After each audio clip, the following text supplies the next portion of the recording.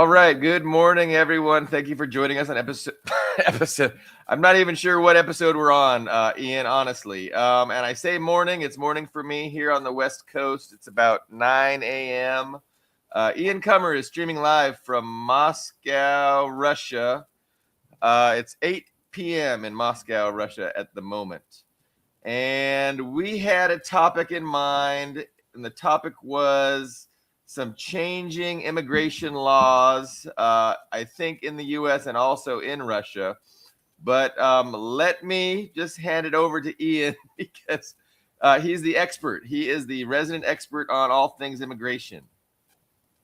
Yes, so for our new viewers who haven't seen me before, I am an American citizen who's living in Russia, and right now I am a permanent resident, and it's my resident status right now. I started on a tourist visa. I first came to Russia in 2021, 4 years ago, actually basically almost exactly 4 years ago in December 2021. And on a tourist visa, an American tourist visa to Russia. And I got a couple of years after that, I got my temporary residence. And then just a few months ago, I got my permanent residence. So today I'm going to talk about this new law it's not a law, excuse me, it's an executive order that was just signed by Putin last month. And I'm going to talk about that, how it compares to what President Trump is doing in the USA, and what that means for us residents of the world, citizens of the world.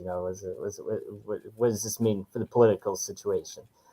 So I am going to, if I can remember how to do it, share screen. Okay, here we go. So we're going to share screen. Okay. Can everyone see that? So this is the executive order that was signed, and of course, it wasn't in English. I machine translated the page with Yandex, so our English speaking audience can roughly understand what it says. So basically, this order signed by President Putin on November 5th. Long story short, what it did was added a requirement for anyone hoping to get a residence visa or citizenship in Russia, and that requirement is you're in the military or were discharged from the military or emergency services. So basically, that means you cannot get a residency or citizenship at all. Just nobody can get. No man between the ages of 18 and 65 can get it unless he serves in the military or related services. Now, what's interesting about, I'm going to stop sharing because everybody's seen it. So what's interesting about that is I've seen basically no coverage of this outside of Russia. I know about it because I'm in Russia. The reason I know about it is because someone I know who is applying for his residency told me that he got turned away because he showed up actually the day after this came into effect. So he showed up November 6th November 5th, and was told, well, this is the law now. We can't take your application. What was interesting about that is I was wondering if this was going to be picked up in the Western media. So they're going to say, oh, look, they're going to force all foreigners to serve in the military, into the meat wave attacks. No, I didn't see any cover. I'm not even sure Western journalists know it happens. I think that's because our Russia experts just scroll Russian news sites on Telegram. And so if the Russian news, like RT or Sputnik or somebody, RIA Novosti or somebody else, or some major news site reports it, and if they don't, they just don't know it happened. I think that was the case here. The news didn't really talk about it too much, as far as I could see. It was just a thing that happened. I don't think CNN or Fox or anybody even knows it happened. So this executive order basically says, no more permanent residency or pathway to citizenship for foreigners who have not served in the emergency services or the armed forces, right? Yes, that's the for men. And Yes, you just made it just in time, kind of, right? Because you got yours a couple months ago, and if this order would have came before that, you would have been blocked, yes. So ostensibly. I'm glad I was pushed by some people to not. Oh, good morning to Todd from New Mexico. It's one of our viewers who chimed in. So if you comment, whichever platform you're seeing this on, we can see your comments and we'll say hello to you. But yes, that's correct. So I was encouraged to not procrastinate on my paperwork, and I'm glad I didn't because then I would have missed that cutoff as well. So the main theory on this is that it's aimed, like the USA gets a lot of people from Latin America, Russia tends to get most of their immigrants from the Central Asian republics who were also in the Soviet Union. So there's ex-Soviet Central Asian states, and they get a lot of those immigrants. And of course, just like in the USA, it's kind of controversial. It's like, why do we have so many foreigners coming in? And so the common theory is that this is kind of aimed at them, and of course,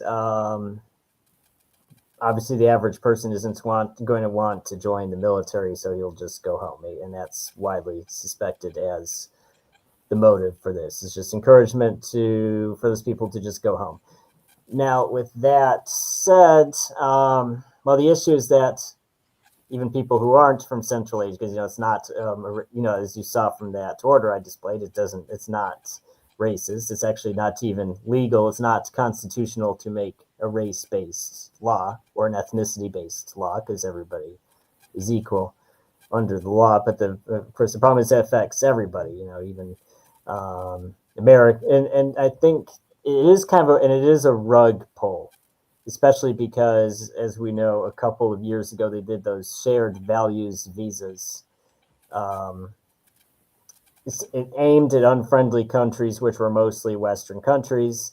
So it can be unfortunate because if a person came here on those and got a temporary residence visa and had not yet gotten a permanent residence visa, now he can't.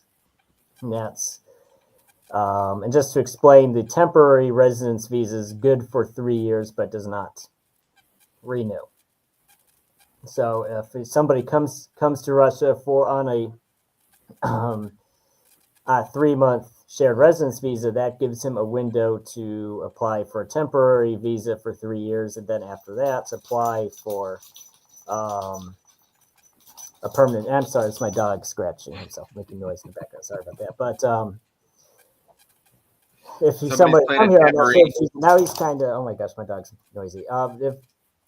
If someone came here on that temporary visa, now he's stuck unless he wants to join the army or be a firefighter.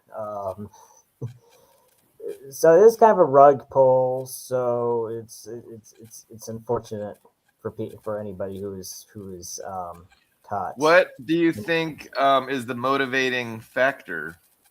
Well, like I said, I think it's aimed at countries like Tajikistan, Uzbekistan, where they get a lot of the labor migrants, and there's increasing, there's this public dissatisfaction with how many immigrants Russia is taking in.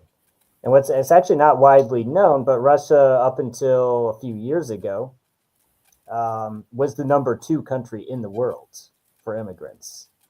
Only the USA took in more immigrants, and which is considerable considering that Russia has less than half the USA's population. It's about 150 million versus 360 million in America. So they're taking close to as many immigrants as the USA even is. And there's just pushback because they come in, they take jobs. It's like, well, they're taking jobs from people who are born here, and of course some of them.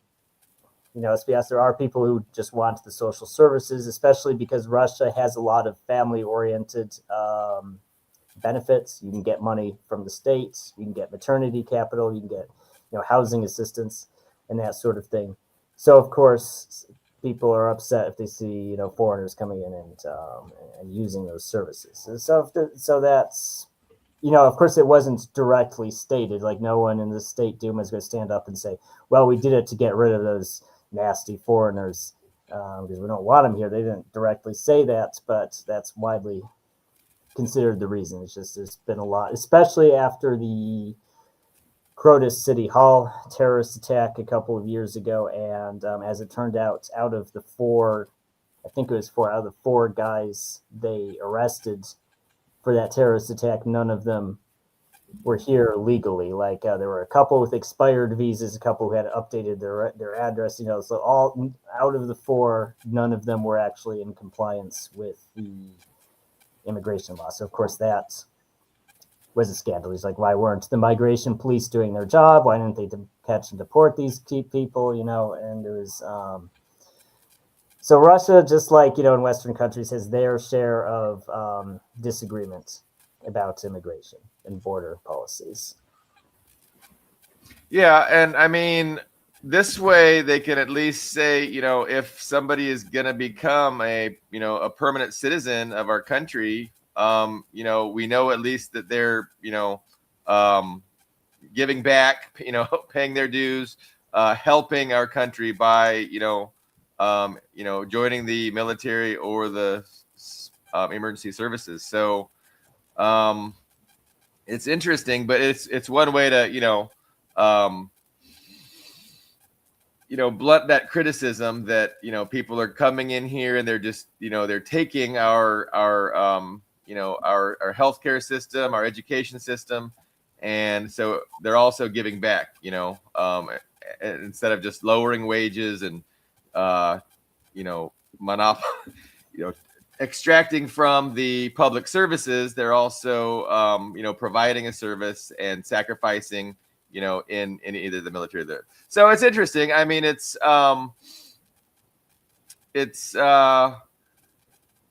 like you said, it's a change. It's a big change, and thankfully you were able to get yours all completed before the change took place. Yeah, I wonder. You wonder. I mean, it's two different things. Like in the United States, they're the owners of the country really don't care about the interests of the working class, so they don't really care what the working class thinks, and so they're happy to just facilitate people to come in here on an illegal basis to to be able to exploit them and depress wages and keep unemployment levels relatively high. But in Russia, it seems they're a little more sensitive and a little more concerned about the perceptions and the views and the how their policies affect the working class, which I think they care about that more in Russia than they do here. Yeah, and I'd say the big thing is I was, of course, it was very sudden. It was a very sudden change. But I wasn't exactly surprised by it, and it was partially what fueled my decision, which I actually talked about in that previous show, where I was doing a Q&A about just migrating to and living in Russia. It's partly what fueled my decision as well, because even in 2022, I was thinking, well, because of the deteriorating political situation, I bet it's just going to get harder. Or if I do decide later to change my status, it's going to be more difficult to do so. And that is actually what happened. And I've actually had arguments in the past with people. Like, I remember this was during Biden, when Biden was still president. There was this right-wing American guy I know on Facebook, and he had made this very silly post. We're basically saying, well, if the USA, doesn't work out, isn't the great, right-wing paradise for us anymore, we can just all move to Russia. And I was telling him even then, it's like, well, it's not going to get easier to come to Russia, right? Especially if people start doing, because when there's just a few Westerners coming to Russia, it's not a big deal. But if like greatly increase the number of people coming to Russia, of course they would get tired of it. People would get tired of it. When you have one guy from America there, it's a novelty. But if you just had your whole neighborhood, it's like, look, there's Americans ruining the neighborhood. I mean, if you have too many people from a certain country, of course they will get tired of it. And I was telling him that it's like, it's not going to get easier. And he was like, he's getting all upset about it. And this was like maybe a couple months after the shared values visa. He's like, well, look at this. And I was telling him, well, the shared values visa, even at the time, I was like, well, I think it's kind of virtue signaling. I feel like it was kind of a Putin virtue signal. Like, oh, we got all of our Western supporters, and it was a virtue signal. It wasn't some intent to radically restructure Russia to be more accommodating to Westerners. That wasn't going to happen. And of course, that's what turned out to be exactly, if that right-wing guy decided he wanted to come to Russia now, well, you'd have to join the army. And actually, we have a comment here we have several comments. I'll try and catch up with them. So Condor the Bird said, why is it not showing on my... Can you display? Yeah, let me try. Yeah. I don't know why it's... When Westerners come to Russia, it's usually a war. That's funny. I mean, it's true. It's true. So, and then Theodoros Ibrahim had some. That's why I couldn't do it, because I got kicked off. Okay. Yeah. So the thing about so we have this Theodoros commenting. Russians very multicultural already. Well, yes and no. So they do, like, for example, they're about 10% Muslim rather than 1% or less than 1% Muslim, like the USA and most Western countries. But it's very concentrated in those in several different states. Because in the 17th and 18th century, they annexed several regions in the North Caucasus and Central Asia that are predominantly Muslim. So that's where most of the Muslims are. So it's actually, yes, it is. So it's multicultural in the sense that Russians are only about 50% of the population in several regions, but as a whole, it's 80% Russian, probably about the same 90% Christian. So as far as it's not really, it's actually probably less multicultural than the USA. But yes, it is with Theodoros' second comments that the Soviet Union was very big on internationalism. Yes, that is true. Seems like we're having a little bit of technical difficulties. Hopefully, it doesn't get any worse. Yeah, it's freezing up for me every now and then. Yeah, hopefully not. But yes, so it is going to get more difficult, I think, to come to. Yes, and Todd saying it has 190 ethnic groups. That's true, but again, we're talking. Most of those ethnic groups are less than 1% of the total. So when we speak of multiculturalism, what's what that typically means is that you have several large groups, and so you have to mitigate, and they're large enough where there's actually conflict between them. So you need a compromise, a system that compromises those groups, so they're not in conflict with each other. But when you have one group that's large enough to maintain a hegemony, and the other groups are just on the periphery, 1, 2, 3% of the population, that's not really multiculturalism, because it's just that one group. It's like, okay, here's our value. I mean, of course they accommodate those other groups. It's and that's usually what happens, especially in modern Western societies, European societies. They accommodate those groups. They don't actively persecute them, but it doesn't make it multiculturalism. It's still this one group largely calling the shots, and the other groups just kind of have to conform. Yeah, Google tells me 72% of Russians are ethnic Russians. So Yes. that's a pretty big majority. I mean, the Han in China are over 90%, I think. So yes, I mean, I do see some people on the internet tell me that China is multicultural. Well, it's 90% Han's Chinese. I wouldn't call China. I mean, it's true they have ethnic minorities, as does Russia, but it's not. That doesn't make China multicultural in the normal sense.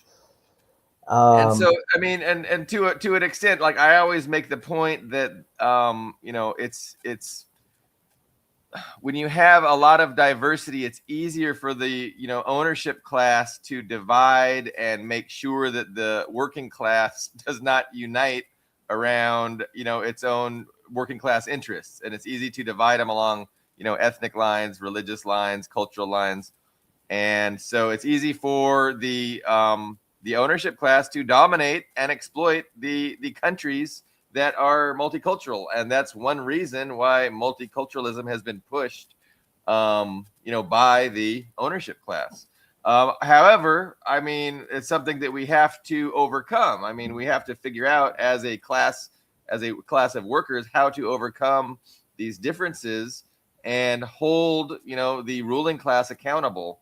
And it's just very difficult because it's so easy for them to set us at each other's throats. But that's what happens. So we have a question again from Theodorus. And again, if you guys comment and you just ask a question, we will take those questions sequentially. So this comment from Theodorus is saying he's very worried about a lot of these right-wing American folks moving to Russia because they think it's compatible with their views. How will that affect the possible restoration of communist rule in the future? Well, so that's kind of a two-part question. So one, there's some, I mean, every time there's a presidential election in the USA, the people who lost say they're going to leave, right? When Trump won, or even I can actually remember when Bush won his first election, he's got Democrat people all saying they were going to run away to Canada. Well, how many actually ran away to Canada? And then when Biden won, of course, the right wing people were very upset talking about leaving, for some country they see as more conservative, be it Russia or Hungary. Very few actually did that.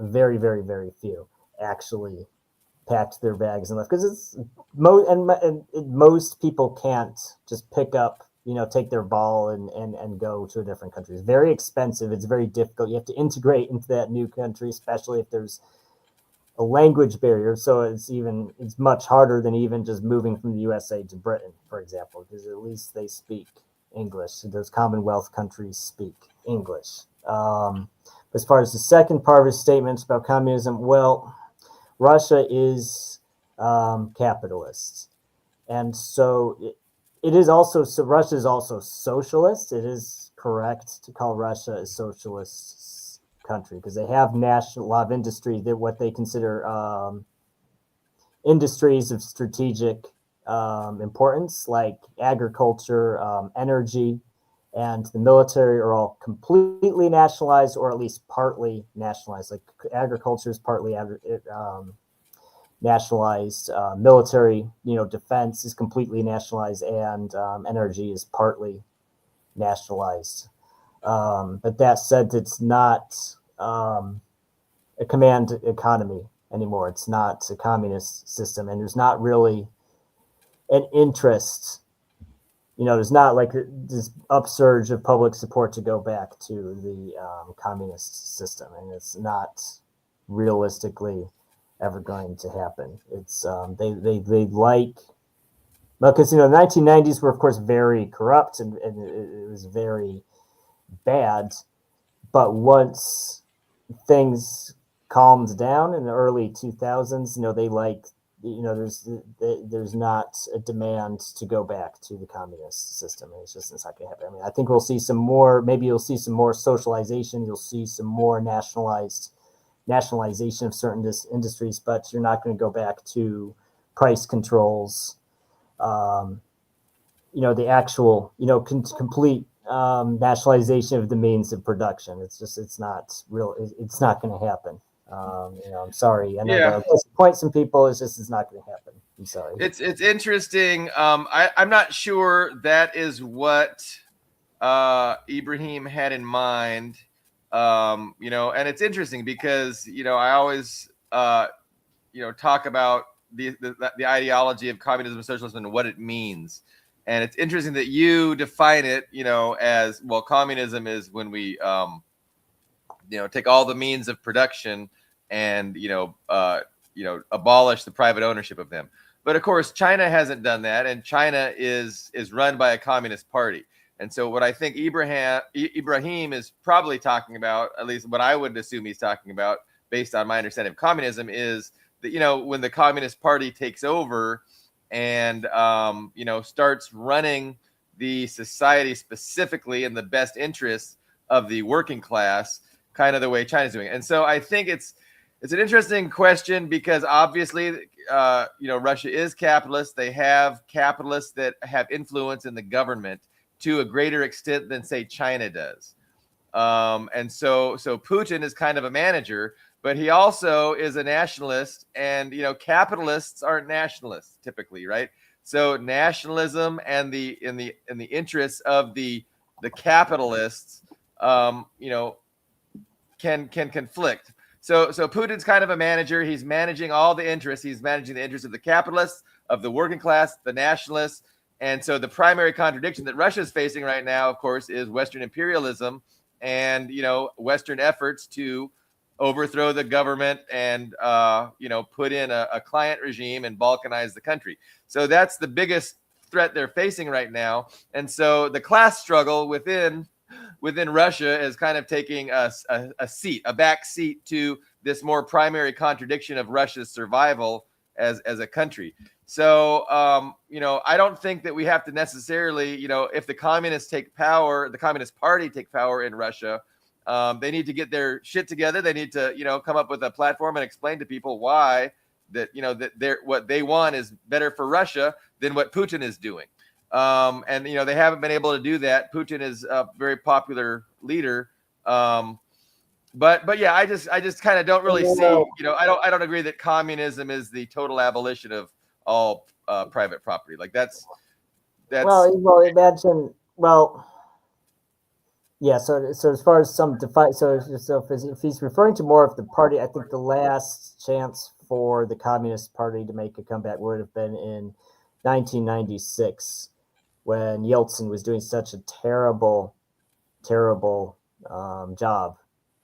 And they had had one financial crisis already. The metros were, full of homeless people. And that was their chance to take back power in the 1996. We know what happened, right? Because I read. Well, we know what happened. Yeah, Spinning Boris, if you've heard of that movie with Jeff Goldblum, which was actually kind of an amazing movie.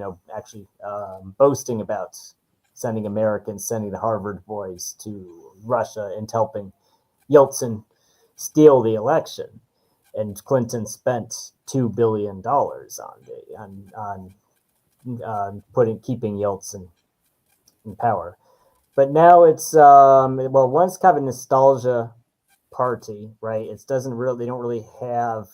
It's not this party that's associated with having a very concrete plan of what Russia needs, and a lot of it's nostalgia because there's people who remember the Soviet Union and feel nostalgia for the Soviet Union, and so they vote for the Communist Party because it has the words communist. And there's actually more than one Communist Party, and it's also unfortunately kind of Western influence. Like if you remember when Navalny was, I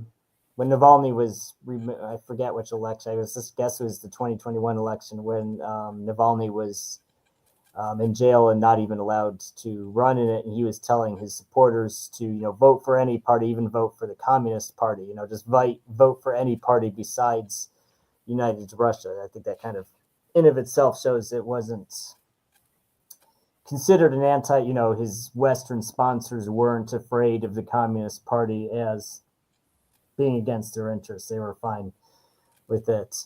No, I'm not going to tell that joke. I just read a comment. But Condor of the Birds referring to a rude joke that I'm not going to say here.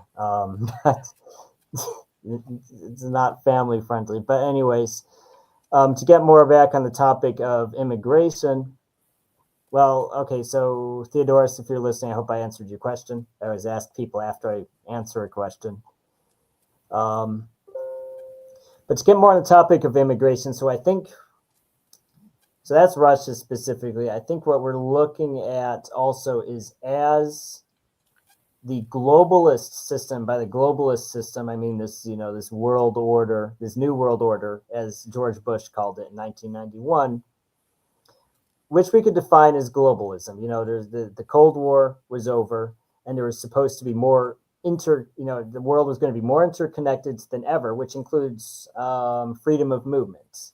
So ideally, if you had, one world government or even just one world system, you're free to travel or live in wherever you want. You can say, I want to live in France. I want to live in Africa. I want to live in, Russia or wherever. It doesn't matter. And I think I'm not even saying that's a bad thing. I think that's actually something that will happen eventually.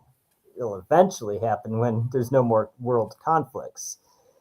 But that was a major part of globalism, that there's no Iron Curtain, there's no restrictions on where people can travel. And I think that was actually a selling point for why should people like and support globalism? Well, it's because you'll have complete freedom of movement, and you can travel and live and work wherever you want. But I think as that system breaks down, as individual governments are anti-globalists, and as voters and citizens are anti-globalists and revert more back to nationalists, one country after the other, starting with the big countries, the bigger and affluent countries, are just going to reverse those open borders or relaxed borders that they've had in the 1990s and the 2000s. And I say that, I think that's important to say because I know especially a lot of our audience here is very pro-immigration. There's nothing wrong with being pro-immigration. I mean, I say that as a person who immigrated. I'd be kind of a hypocrite if I say I'm completely against immigration. But I am saying we're going to see less of it. We're going to see, so I think people do need to pick their battles. So I think it's just, picking immigration as the hill to die on, I don't think is a good strategy for any political movement, if I'm making sense. I don't know if Billy Bob, if you want to push back on that at all, but. I mean, it's interesting to hear, you talk about things, and what's striking to me was that, there is a context, the greatest, most important context within which all these things are taking place. And I mean, the context is clearly that the United States is, their empire, their globalist system is being threatened. And so it's, they're having to adjust to a changing world where they are not the hegemonic unipolar superpower. And we can see the kind of things they're doing, and we can see the kind of how the what is being talked about is changing also. And so it's like there's a cultural shift taking place where things are becoming more heightened and more more so cultural differences are being ramped up at the same time that this big the United States and these things are interconnected, right? Like I think they go hand in hand. And so the U.S. and their need to adjust and deal with a changing world is it's responsible for, this, the whole immigration crisis that we're talking about. And so, for a long time, it benefited the ruling class to, flood Europe, flood the United States with immigrants, and they were promoting globalism. But when they see that it's no longer benefiting them and they can no longer control it and dominate it, well, they're shifting course. And so they are the ones. It's a top down, inflaming of people's anger and opposition to, these policies that they themselves had implemented just not too long ago. And so it's, again, I'm a big proponent. Like, I think that, it's great to have people of diverse backgrounds in the same place where we can learn from each other and appreciate each other's cultures and things like that. But it also makes it very easy to cause division and to exploit that situation, to keep us from uniting and holding them accountable. And so that's kind of what they're doing. They're inflaming the divisiveness. And I was wondering, I don't know if you ever saw the whole, Piers Morgan interviewed what's that guy's name that everybody's talking Nick about? Fuentes. Before you get into Nick Fuentes, Yeah. I want to bring up this last comment mentioned about the Romans traveling around the empire.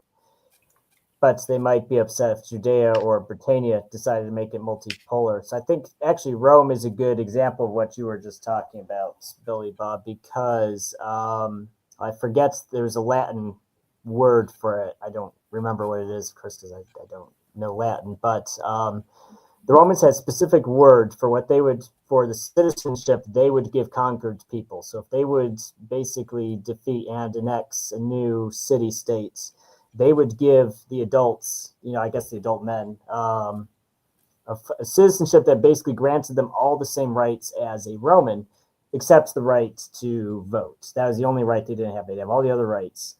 And this was a way to peacefully Romanize those people, right? Because you're not suppressing them or saying, you're a third-rate person. They just, they take their their middle class, their merchants and their landowners, all those people who control the society, and make them Roman citizens. Another practice Romans would do is hostage exchanges. So you would send basically your sons to Rome to be political hostages, and they would send some of their people to be political hostages in your city. And of course, that would encourage good behavior because those hostages would be killed if there was a war. But also, it was also Romanization, because when those sons returned, they would be Romans, basically, because they spent years in Rome and become Romanified. So that is basically their equivalent of globalism back then. How an empire, just on a smaller scale, it's imperialism. It's how Rome, and so I think it's actually, when you compare, say, an ethno-state or a normal nation state, and what's the difference between a normal nation state and an empire? Well, an empire is actually less racist and more tolerant to a degree, and it's non-violent. It has to have a mindset where if you just hate everyone who's different from you, you can't run. It's impossible to have an empire, right? Because an empire means you're ruling people who are different than you, so you have to some extent, get along with those people. So I think when you compare, why did this country have an empire but this other country didn't? And if you look at that second country that failed to build an empire, they're extremely kind of xenophobic and racist, and they don't like anybody who's different from them. Well, you can kind of see why they never had an empire, because they don't get along with anybody else. So it's like, you can even look at, for example, the Polish-Lithuanian Commonwealth. It's like, okay, how come Russia had this big empire and Poland just got smaller and smaller over time? Well, you can kind of see you know, because Poland's policy was Polonification, forced Polonification. They would, it was only the Polish, you know, it's the Polish way or the highway, right? They didn't really want non-Poles to have rights or to have an equal status in Poland. So you kind of see that was hindering their ability to expand, like Russia did. But yeah, so you wanted to bring up the racism and immigration and Hitler debate with Piers and Nick Fuentes, right? Yeah, I mean, I just kind of think that you know, it's the whole, you know, move towards nationalism away from globalism. It's like a pivot, right? It's like a top-down shifting of you know, the you know, how the ruling class wants people to think. And so they were pushing the globalism. They were pushing multiculturalism. And now, I mean, we see that that's changing, that's pivoting.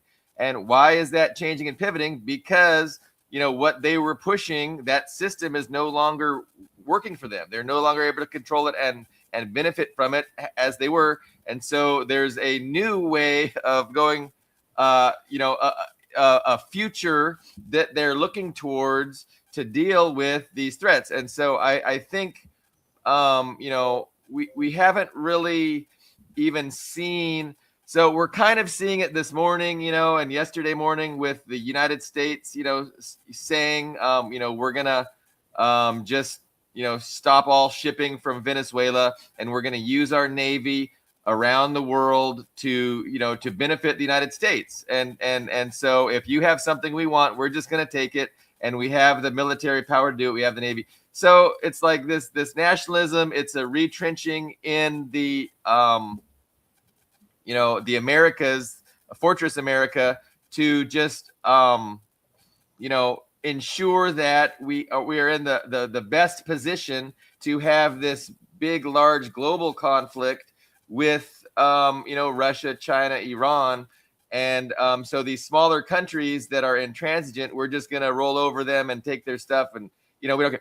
But it's, you know, it's all in preparation for this big confrontation. And as part of this big confrontation is also the shift in culture and the rise of, you know, nationalism, anti-immigrants, anti-immigration, and really just this new, you know, I don't know. It's just a break. It's a break with the liberal past that was being pushed for so long.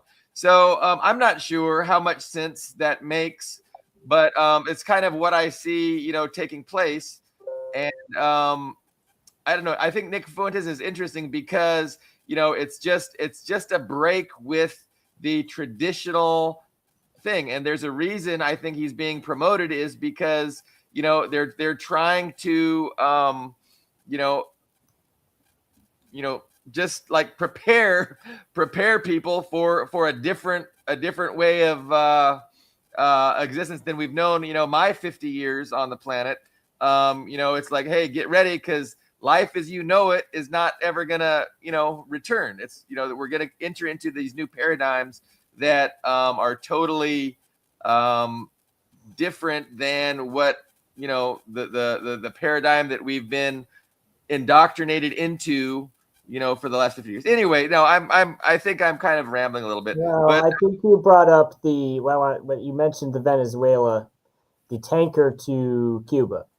Now, that really made the news. It got a lot of attention, though it's not the first time, because the USA has been doing this kind of piracy thing for a while against these countries that they say are quote unquote sanctions, like Cuba. So Cuba has this terrible energy crisis. I mean, their economy's a mess. I mean, Cuba is just in very bad states right now, and part of it is because they have these blackouts due to lack of fuel. And the reason they have a lack of fuel is when people try to send them fuel, like Venezuela did, the USA stops the tanker. So it's one of those. Well, you know, look at, you know, they say communism is bad because Cuba is poor. It's like, well, why is Cuba poor? Well, because it's basically under an embargo. since Well, 1950. I think we're going to see an escalation, right? We're going to see an escalatory effort to overthrow Venezuela, overthrow Cuba. There's a buildup of forces in that area. I mean, Puerto Rico, they're expanding the military base there, and Trump is, directly told, hey, Colombia, you're next. After we take care of Maduro, we're coming for you, Petro, or whatever the guy's name is in Colombia. I think I wanted to bring it up because because the Venezuela thing's got a lot of attention. Though I think what's going to have longer and bigger longer lasting and bigger implications is actually the Ukrainian strikes on those African freighters in the Black Sea. And I think because the USA has been a dick doing that shit for decades, though I think the actual because in World War II you had unrestricted submarine warfare, right? And it wasn't just Germany; the Allies did it too. The USA had unrestricted submarine warfare against Japan. I think there was actually, I'm pretty sure, I don't know that for a fact, but I think it was in the Black Sea and the Baltics. It was also unrestricted. If you see an enemy flagged ship, you would, or even any ship that's that's supplying the other side, you would sink it. But since World War II, we've had this idea of, even after World War II, we had this idea of just global commerce. And nobody has the right to sink third-party ships, right? It's fine if you're at war with somebody, you sink their ships. Okay, it's one thing, but sinking neutral ships that were not participating in a military way, that's that pretty consistent standard since the end of World War II, and that's what's really kept the global economy afloat. That's there's just unrestricted trades. Yeah, but that's kind of, you can see how Ukraine's kind of testing. I'm sure there are NATO sponsors behind it, are testing the waters because they sunk these African, because they didn't sink a Chinese ship going to one of those terminals, because of course that would have serious consequences if they'd sunk a Chinese flagship. But they sunk one of these African ships, and they kind of figure, well, okay, no one's going to care because it's one of those little countries that doesn't really have any power on the global stage, and there's going to be no consequences. But we can see, I'm sure it's going to have consequences in Kazakhstan because it's their oil also. And the USA has been trying for a while to get Kazakhstan on their sides. But also, if they're like, okay, well, Ukraine's allowed to sink whoever they want, well, I think it's this taboo against sinking ships is just going to go out the window, because even Yemen kind of got away, because Yemen's like, okay, we're going to restrict shipping to Israel, and of course we bombed the hell out of them, but didn't really stop them either. And then you have this Ukraine doubling down and saying, well, we're going to start sinking ships. Well, I think in the near future we're going to see a breakdown in international trade. It's going to, when you got the formation of blocks, and people outside that block can be expected to be bombed by somebody when they're that's that's one way of saying what I was saying. So I agree with that, and it's going to be the new normal.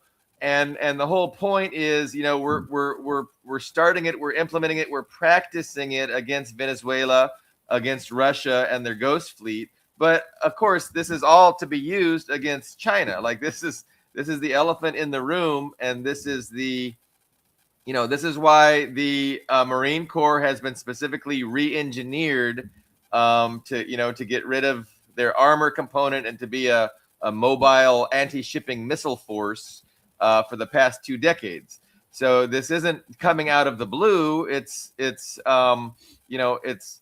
we're seeing systematically this agenda and this approach being rolled out. And the context is, China is the peer competitor. So we're not sinking Chinese shipping at the moment, but we're normalizing this. And the whole point is, at some point we will confront China and we will threaten them. And like, hey, how we're, sinking shipping for Venezuela and Iran and Russia, we can do that to you too. I mean, we've put in the places that there's the first island chain, the second island chain around China, and at the snap of our fingers we can implement that. So this is the new normal, and yeah, global shipping, free trade, all that is a thing of the past. And so along with this shift, though, is a shift against liberalism, against basic principles of justice, fairness, sovereignty, respect for sovereignty. I mean, this is the liberal order that never really existed, but they gave lip service to it. And now that lip service is becoming untenable because what they need to do is so at odds with the lip service. And so they're just shifting people's, perceptions, and no longer is, things like justice or, international law or, respect for the sovereignty of other countries going to be something promoted as a value, as an American value. I mean, it's changing. I think it's going to hurt. I mean, I don't know how much of this is deliberate policy, but it's going to hurt USA and Western countries also, because it's not a blue water navy per se, right? Because traditionally only a few countries could afford a large blue water navy that could interdict shipping. But these Ukrainian attacks were done with naval drones, and anybody can afford a naval drone. So this monopoly on only a few world powers being able to interdict shipping. Well, now anybody who can spend a few $1,000 on a naval drone can interdict international shipping. I do think within a few years, we're going to see some major consequences of that, because I mean, what is stopping any smaller country from saying, well, I'm upset for whatever reason, I'm just going to, use some, and they don't need to take credit for it. If you just have some drones that hit a ship and nobody takes credit for the attack, who you're going to even know? There's not necessarily even a definitive way to know who is responsible for it. For sure. And I mean, of course, I would say that the West is expecting that, and they're counting on it, and they're embracing it. That there's going to be instances where their own shipping is attacked or mysteriously blows up, and that's the world that they want. They are the ones creating that. Idea of perspective. I'm just not sure that. I just don't think they've thought it through. Because just imagine how different the world would be if we just did not. Because I'm not saying every single ship gets sunk. Just enough ships get sunk that drives up insurance rates, that makes it no longer cheap because of the liability and the risk of ships being sunk. What does insurance rates to the cost? Yeah, no. Hence the need for Fortress America and to control our sphere of influence. Just even your own life. Just think how fundamentally different it would be if you couldn't get, Temu or or even just oranges. Just all this cheap. Just everything being cheap, and just anywhere from you can get some T-shirts from or electronics from China, or some fruit from the Indo-Pacific or Latin America, because on the assumption that it's just cheap and unrestricted shipping across the ocean. But if that goes away, we're back to the 19th century, where you might not have pineapples in winter because they couldn't load pineapples on a ship and send them to you cheaply. Or you can get pineapples, but they're several times more expensive because of the liability, and the insurance rates went up. If you see what I'm saying here. No, I see what you're saying, and I think you're saying that you don't think they thought about that, and I'm saying, of course, they thought about that. That's going to be the new normal. I don't think that benefits them. It does not benefit Western. I mean, because that will hurt China, that will hurt Russia. But we're talking about countries that have a land border. They can continue. They don't need ships to trade with each other. The USA does. Britain does. Australia does. Those are the countries that are going to be hurting. Well, even Central Europe does, because they're shipping. Right, and I mean, we see that the United States is more and more not caring about Europe. and that, seeing Europe as, just really talking bad about Europe. So no, I think I agree. Europe is going to suffer. Europe's not going to be happy with this, and that's why we're trying to tell Europe, hey, Europe, you need to get on your own 2 feet. You need to start investing in your military. The world's going to change, and we're not going to be there supporting you. And so again, and that's why we're gonna, take over Central and South America. That's why we want to. That's why we want Greenland and Canada and Mexico and Venezuela, because we want unfettered access to the resources in our hemisphere, because we're not going to be getting them from China, because there's going to be an embargo, and there's going to be this global shipping that we've taken for granted is going to come to an end. But again, this is the response. This is the Western response to their loss of hegemony, and the rise of China and the rise of Russia not being able to control and dominate the system. We're kind of messing up the board, and we're going to say, okay, well, we're going to play a different game then, because we're obviously not going to win this one. So we're going to play a new game now. Yeah, I mean, this is what I'm saying, but I mean, there's a lot of questions, right? Like, I mean, can they even do it? Can they accomplish it? I mean, it seems like if they want to, they can, because they can, they have the power to disrupt the global system if they want to. But we haven't seen a lot yet. We've only seen the very beginning of it. And again, so it's a lot of speculation on my part. I mean, we're only at the very, very beginning of this kind of thing that I'm thinking is the actual plan. But I don't know. We can see there's a lot of reason and evidence and justifications for my point of view, especially with, all the things that they've done to encircle China. Like, they've been preparing for decades for this. And, and now to see these things being implemented more and more, the past couple days, like, it all is headed in one direction. And so, I'm definitely extrapolating from certain things, but I don't know. I think there's a lot of justification to think that, this is the direction we're headed. But okay.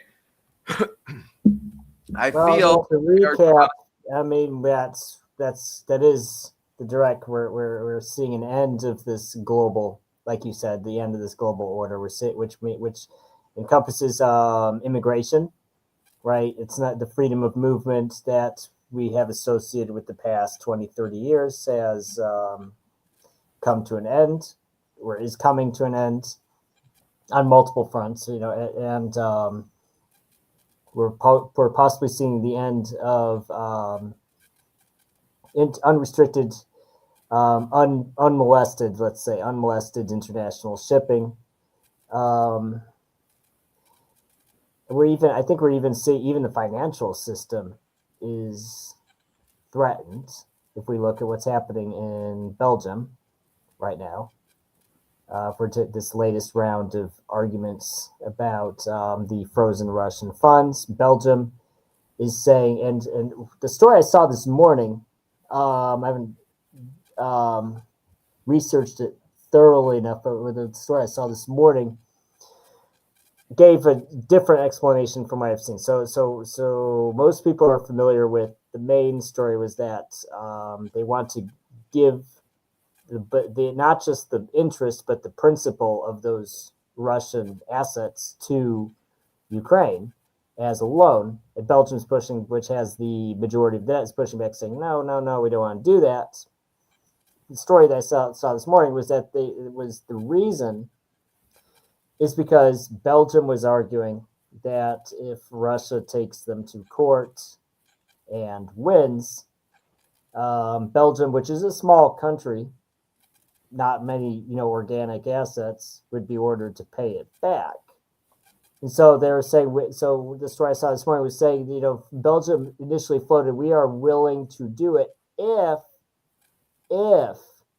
other European countries share the liability.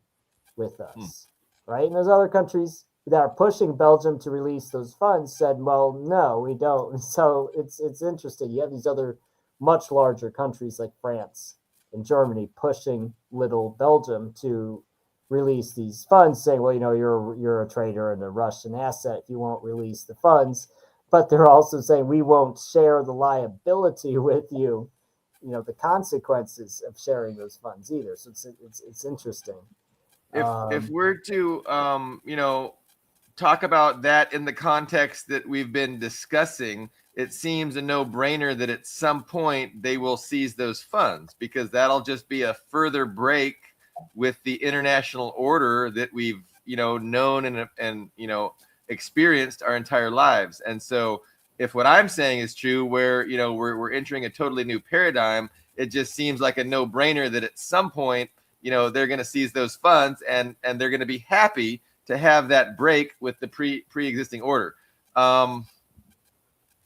Shoot, I was going to say. Well, I would say yes. So I think the unification of Europe was the biggest feather in the cap of globalism, because European peoples are not, just a bunch of white people. It's not some big hegemonic entity, right? If you look at European history, it's dozens of countries that have been in perpetual conflict with each other for centuries. So the end of the Cold War and the formation of the European Union was one of the biggest successes in globalism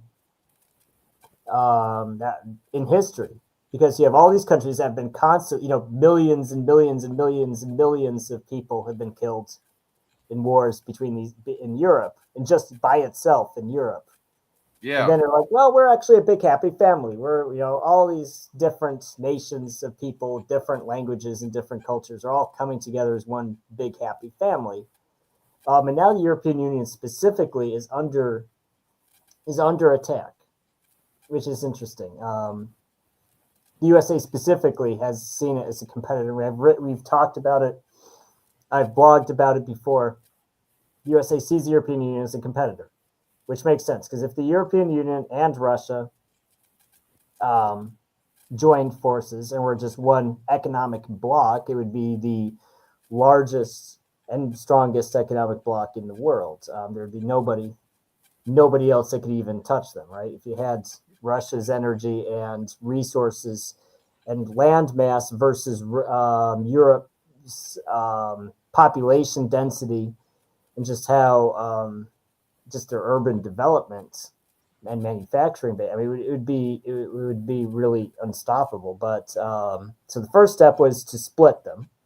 Was that period of Putinist rapprochement, saying, we're gonna kiss and make up, all of our differences, Germans and Russians are best friends now. We have Nord Stream and Nord Stream 2 and all this.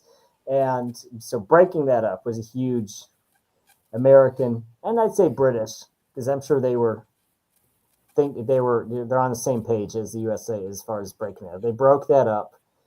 And now it seems like the next step is to break up the European Union itself. There's that news that Trump's So the USA wants to achieve the withdrawal of Austria, Hungary, Italy, and Poland from the European Union. This is stated by the publication Defense One, citing an unpublished version of the U.S. national security strategy, which was privately sent to journalists. So, if they're not really interested in doing this, they're definitely interested in putting out propaganda to make it sound like they are interested. So, to me, right. no, So I think it was released intentionally, of course, because these leaks are never an accident. Right. And they intentionally. What's interesting about that, though, is as soon as I saw that news, I thought of Boris Johnson, because it's interesting. It's not even talked about. No one made this comparison. But 3 years ago, in 2022, when Boris Johnson was briefly prime minister, he floated the idea of this Eastern European Union. That was, and he directly described it as not just a wedge against Russia, but also a wedge against the European Union. So it's a wedge against Germans and Russia centered in Poland. So now, 3 years later, Trump, and I'm sure it did not pop up in Trump's brain independently. I'm sure this is right. It's a London this idea materialized in London, and it manifested itself. It's appeared again. Well, it's a think tank. It's these think tanks. Boris Johnson was a head of state when he said Trump is a head of state. I think it's something we should take. I don't think it's a bluff. I think it's something to take seriously, and it's one of those. And it's like throwing shit at a wall to see if something sticks. So I don't see Austria. I don't see Austria doing it. But, I mean, Poland has a lot of conflict with Germany. And they've been under a lot of pressure to comply with their very liberal agenda when it comes to immigration and culture and human rights. It is a very liberal agenda, and Poland likes getting that money, but they don't like the woke. It's like so they'll take woke German money, but they don't like woke German politics. So, if I had to guess, I feel like they're offering Poland. Poland's kind of like, and Poland really lately hasn't gotten any money either. That subsidization that's greatly increased Poland's GDP is basically gone. They're not really getting. From what I understand, the last couple of years, that most of those handouts have been suspended. They're not really getting anything from Germany, from the European Union anymore. So this might be a case of Britain and the USA gives them a better offer. It's like, if you withdraw from the European Union, we'll give you a better deal than what Germany is giving you. And if one country accepts that, this might be a case of, like with the Soviet Union. When the Soviet Union broke up because Belarus, Ukraine, and Russia, the presidents had illegally assembled, and those three people are what caused the Soviet Union to collapse. This might be something similar here. You make this proposal to a bunch of different countries. One of them accepts it. Then maybe, for example, Italy says, well, maybe we'll take that deal too. And then several countries do it, and then it's over. There's Yeah, so they definitely have a vision that they're pursuing. The Western oligarchs who are the shot callers and those who control Western imperialism. They have a vision, and definitely in that vision, the EU is going to suffer and probably change considerably from what it currently is. And it's relatively new. I mean, the EU hasn't even been around for that long anyway, but and then the US as well. And so again, you're just not going to cause the harm to China that you need to cause without also suffering yourselves. And so they are, the West is resigned to the fact that we are going to sacrifice. We have to sacrifice. There's no winning without sacrifice. And they are adamant that they're going to engage in a conflict and win. They're going to try. And as part of that conflict, it necessarily comes sacrifice. And so the EU is going to be big sacrificers. They're going to try and, placate, and they're going to try and keep the people in the United States from sacrificing too much.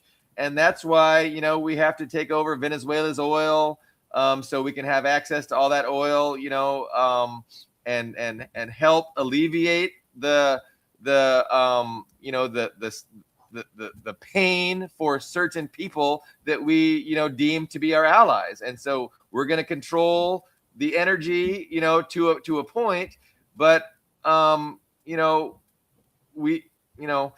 so it's interesting that, and I don't want to even mention this guy, Peter Zeihan, because he's been a China-phobe. He's been a China-phobe, and all these predictions about China's imminent collapse, but basically he's quite popular on the YouTubes. But he actually kind of was also describing this future where it's like, spheres of influence. It's like city-states, regional city-states. And, the globalism is gone. There's not going to be any of the globalism. There's not going to be the free shipping. It's going to be, whatever you can secure in your geographic region, while you are making war and making unsecure other regions. And there's going to be regional blocks. The EU is still going to be a regional block of, further, trying to cause the same kind of harm to other blocks while, securing themselves from being harmed themselves. And that's just the future. I mean, it's going to be a Cold War, only even less cold than the Cold War. It's going to be a little bit warmer than the Cold War. So for viewers who don't know, Peter Zeihan is a political commentator. He was with Stratfor back when Stratfor was big. He's been around for, I guess, since the 1990s. He's been active for a while. And most of his career, he's been predicting the imminent collapse of China. So it's been true. A couple of decades of him. No, and he thinks that this new system that China's definitely gonna be the big loser in this new system. But he was describing it, and I'm paraphrasing as best I can. But it seems to be the vision that they're slowly pursuing. So it's called strategic sequencing, right? So not everything happens at once. These things are being rolled out strategically, but we can see the progression and we can see the trajectory of where we're headed. And so, when we're thinking about, well, what is going on? What does it all mean? This is how I kind of understand it and put everything together is, we're making a break with the liberal world order, the globalism, everything that, comprised the Western values after World War II. All that's going out the window. We're gonna engage in a new conflict, and then hopefully we're gonna come out of that conflict, and we'll have a new normal, and we'll shift back to liberalism again, and the rule of law. But right now, the rule of law is not on our side, so we're gonna say fuck you to the rule of law, and we're gonna just engage in power politics, power dynamics, and we're gonna have to bring pain to these other countries, and we're gonna have to sacrifice and accept pain ourselves, but we're gonna prevail, and on the other side we'll be in a much better position, and then we'll go back to promoting the rule of law. I don't know. That's what's gonna happen. That could be a 20-year thing. It could be longer. It could be shorter. But I mean, life as we know it it's not gonna it's gonna be, things are gonna be different, and it hasn't happened yet. It hasn't happened yet, but I think it's the inevitable trajectory that they're pushing us on, and it's their choice. They're the ones pushing this, they're the ones choosing this, and it's their vision they're pursuing. Russia doesn't want it, China doesn't want it, humanity doesn't want it, the working class in the West doesn't want it, but it's the elites, it's the wealthy elites, it's the ownership class, it's the owners of the Western Empire who are seeing their power and control recede, and they're not going to put up with it. They're not going to tolerate that. Anyway, Ian, you're a good listener. I'm sorry. Yeah, I feel bad. No, you're fine. It's good to not just be me talking. It's good to have an active co-participant here. But it's interesting what you were saying, and it's it does connect to our initial point of immigration, freedom of movement, and the collapse of this globalist system. Actually, this morning I saw a clip from Tucker Carlson. Actually, he was talking about, and it's something he's repeated before. Was that just if you just look at the situation pragmatically, Russia is a very good ally for the USA, right? If you just look at terms of size and strength and natural resources, Russia would be a very good partner for the USA, right? If you need someone with energy, you need someone with just large land mass and a large military. Like if there was a war, and he's bringing up even if you just had a hypothetical war against, a third country, Russia's a place that, one has a large military of its own, and it just has, you can potentially, put your military there, to have this joint thing or whatever. He's going on for several minutes about this, and what made me think is that, it's just, because he's right, from a common sense perspective, this unraveling of the globalist system doesn't make any sense, because Russia is not anti-globalist. Putin and the Russian government are not anti-globalists. They're not against the system. They wanted to be part of the system. I think this is the same for China. They wanted to be part of the system. Iran wanted to be part of the system, and that's why they kept this softball negotiation, long after they should have, because they wanted to be part of this international system. It's like, what do you want from us? We can exchange something.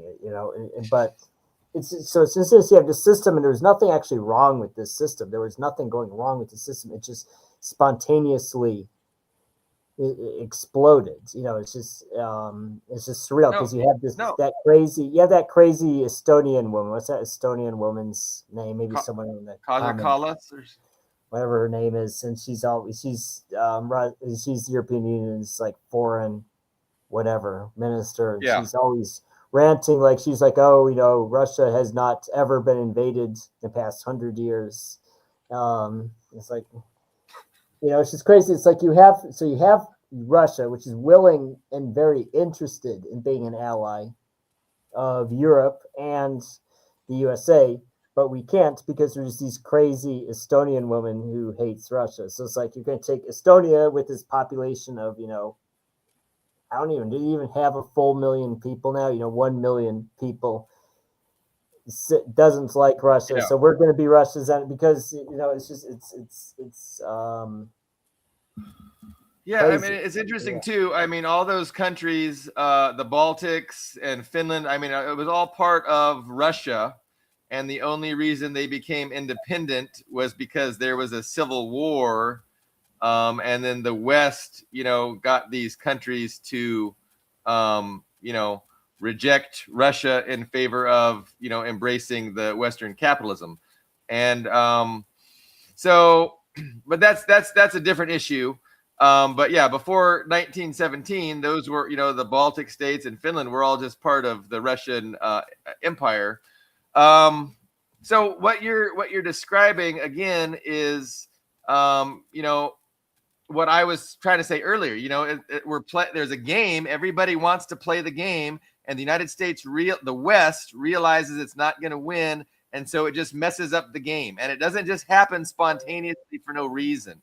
I mean, this is a decision by the West, and they have a vision for a different game they want to play, but it doesn't just okay. And the other thing is, I mean, the context within which the United States is trying to be nice to Russia is because they want to ally with Russia against China. I don't think Putin is dumb enough to do that, but I think he is smart enough to lead the West on and say, yeah, let's be friends, let's be bros. Of course, when push, when they actually tell him, okay, well, now it's time to start doing something bad to China, he's probably not going to do it. But he's gonna be all about, being good friends with the West and with the United States. But the only reason the United States is pushing that agenda instead of the one under Clinton and Biden and Obama, where Russia was the big evil, was because we realize we can't militarily or economically destroy them. And so the next best thing would be to peel them off and make them as an ally against China. But again, I don't think that's possible. I think that's a failing strategy too. So ultimately, the West is going to have to deal with a Russia and China that is relatively united against these efforts by the West to redraw the global map and change the old game and create this new game where they're feel like they're in a better position. But yeah, China and Russia are happy to play this liberal game where we respect international law, respect for sovereignty. That was, again, never really existed. Like it existed for other countries, but the U.S. never abided by the laws. It was always the U.S. is going to do what we want to do, but we're going to hold everybody else accountable to our international law. And even that system was going to be preferable to the system that the United States is going to be creating. But China, China would be more than happy to continue doing what they're doing. But that's the thing. The whole point of all of this is that the U.S. is no longer able to control everything and do everything with the impunity they used to because of China. And so China is the reason that the United States is wrecking the game board and creating a new paradigm. But they would love to peel Putin away from Xi and enlist Putin as the next proxy against China. I mean, imagine if they did that. Then they'd have the first island chain, the second island chain, and they would have Russia. Like, China would be totally isolated, and they could, cut off all their commerce like that. Do that for 6 months, their economy collapses, the government's in turmoil. I mean, these are the pipe dreams of these Western academics and the think tanks, and this is what's driving. And they're selling this to the owners, to the billionaires, and the billionaires say, "Yeah, we're going to do that. Do it." And we're seeing it. We're seeing it roll out. It's not going to succeed. It's gonna cause so many problems, and the West is going to continue to, it's only going to accelerate the West decline. That's what's going to happen. China's not going to suffer like the U.S. is. I mean, we even see with the sanctions. Remember the sanctions? Trump is going to get China with these sanctions. Man, that did not work out well. China's exports have increased. They've just bypassed the U.S. as a destination. I mean, they've just increased to all these other countries. But it's so obvious what I'm saying, and everybody on the planet kind of understands this, and that's why it's not going to work, because people aren't going to appreciate, the United States plunging humanity into a catastrophe for no good fucking reason. And it's going to play out in the next few years, maybe months. We'll see. We have a good audience tonight. I'm actually pleased. We have a good audience tonight.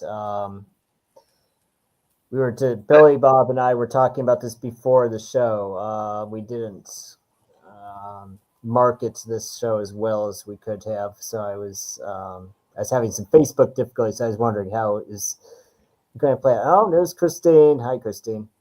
I want to encourage people, like, if you feel moved to argue with us or jump on the stream and share your opinion, we should have mentioned that at the very beginning of the show. We did not, but we're always up for encouraging other voices, either in agreement or dissension. And if you don't want to jump on the stream, you can always just register a comment. But we didn't at the beginning. I meant to kind of invite and encourage audience participation more, because that's it's really makes it more interesting for all of us. But I don't know. I ranted a lot, and I had some pent up stuff because we haven't been streaming as regularly, and so I did have a lot of ranting to do. But I appreciate your tolerance, Ian, and we are an hour and 25 minutes in, and we did have a pretty good participation. I mean, we had some good viewership. Yeah, so I think this week, at some point in the next couple days, I'm going to do a test stream because it's a Western platform, I have to use VPN, and I don't know why I have to do that. But I'm going to try to do a live stream from outside my broadband internet, and just see if it works. And if it works, I'm going to potentially do some live streams from the actual sites here, so I can actually make that interesting for us. I can actually go to some of our cultural sites here and do some live streams for us. But so that'll be coming up in a couple days. I'd like you to go to the gas station and show me those long lines. Right, yeah. So the line of people trading vodka for gasoline. Yes, I can do that for you guys. Pouring vodka right in their tanks. Yes, pouring vodka into their tanks, paying with cigarettes at the till. Yes, I can do that for you. But yes, looks like, do we have anything else? Our audience, our wonderful audience, our very large audience of 1,000 viewers, simultaneous viewers. Anything else for us? Otherwise, yeah, no. I wish. I kind of exasperated myself with my ranting. And yeah, I haven't had breakfast yet either. But no, I look forward to those lives. You mentioned that before. I look forward to seeing if we can stream outdoors and maybe you can, be in various iconic cultural places would be cool.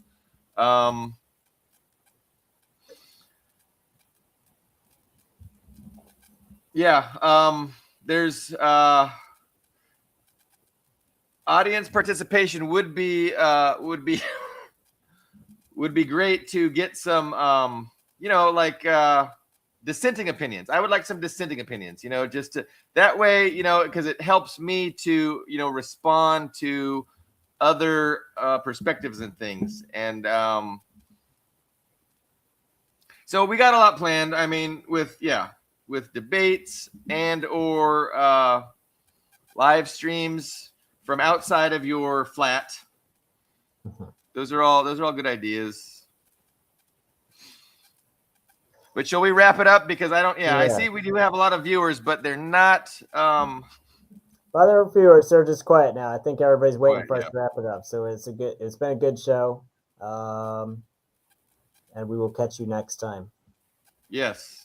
Okay. So next week. So I think maybe we'll shoot for Tuesday if possible. Yeah, so let's shoot for Tuesday. We'll shoot for Tuesday. We'll come up with something. We'll put up the announcements in the next couple days of our Tuesday show at the same time. That's a deal. That's a plan. We will see you then. Right. Thank you very much.